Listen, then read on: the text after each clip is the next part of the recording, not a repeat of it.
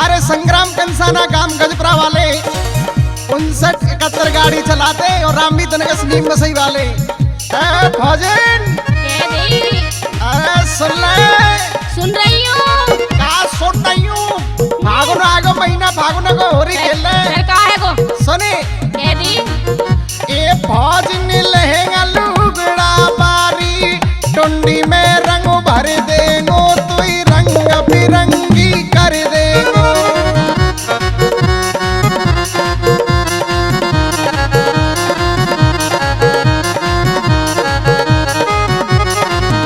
ए भोजन लहंगा लुगड़ा बारी टुंडी में रंग भर देंगो तू रंग बिरंगी कर देंगो।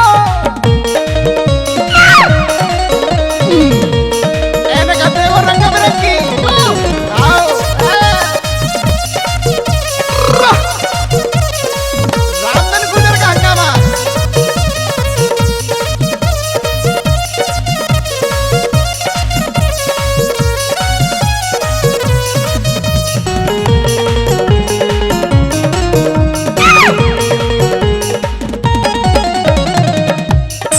असल में बटुआ से मौकी फौजनी।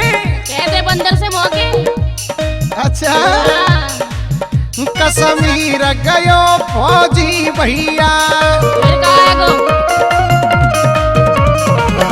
अब को ना मेरा रुकवैया। अच्छा फौजी तक कश्मीर को चलोगा वो को ना रोक सकत। अच्छा कश्मीर गयो फौजी भैया अब को ना मेरा रुकवैया। और सुनी केदी हे आजा फौजनी भाभी प्यारी मुँह में रसगुल्ला धर देंगो तो रंग बिरंगी कर देंगो।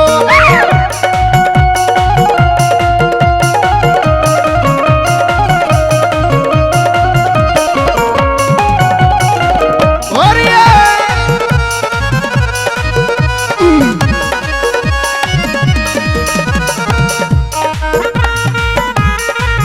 क्या बात है?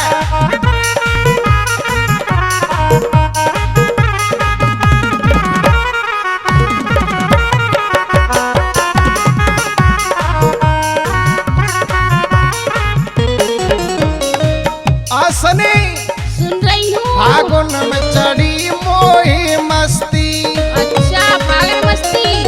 मस्ती चढ़ रही है। अच्छा होली खेल रही पूरी बस्ती।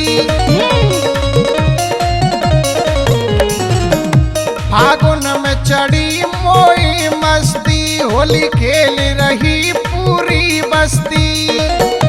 और सुन ले हाँ केदी हे आजा तू जो बन की मारी पूछी में पिचकारी दे देंगो तो रंग बिरंगी कर देंगो। और ये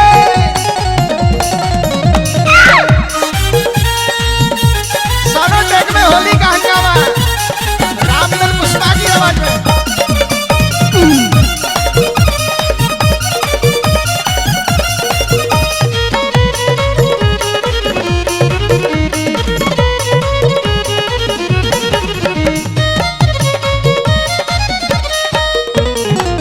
आसनी हाँ जा घर में मत दुआ के क्या? घर में मत घुसे बाहर आजा बाहर। बिल्कुल ना हूँ। सुनी केदी मत दुआ के घर में गोरी है अच्छा आई बरस दिना में हो रही है। ठीक है गो? बरस दिना का त्योहार चमचा से मौकी जाओ घुसी बैठी है निकल जा बाहर को। चुप रह जा चूल्हे से मुँह के। मत